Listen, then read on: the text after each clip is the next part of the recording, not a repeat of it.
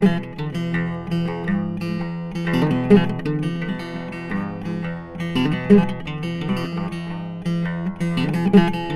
a tots, bé, preguntar per què serveix una cosa com aquesta, no? Five finger, 5 dits en definitiva, la traducció literal.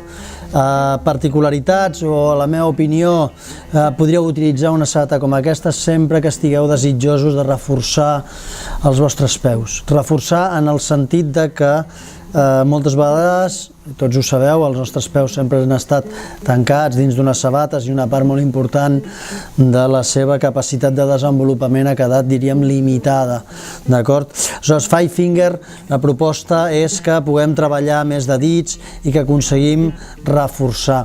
Però com ens fan aquesta proposta? Doncs pràcticament la sensació és la de caminar descalços. Porto una sola Vibram de 4 mil·límetres, que en aquest cas el que tindríem són gomes de diferents densitats, de diferents adherències en definitiva, que ens defensaria tota la planta del peu. I en aquest cas porta el sistema de cordatge. De fet, el Vikila Lace el que pretén és que s'aproximi al màxim possible el que seria desitjable, o sigui, una sabata molt ajustable, d'acord?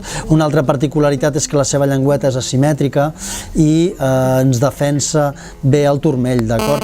Uns acolxats ens donen confort, però és pràcticament caminar descalços o córrer descalços, amb la qual la meva recomanació és que vigileu molt els llocs amb pedres, els dits es trenquen, els dits nostres es trenquen, amb la qual vigileu, comenceu a poc i probablement acabareu volant, bueno, res, acabareu corrent com Tarzan, d'acord?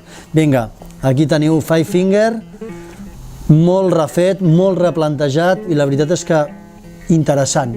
Vinga, adeu.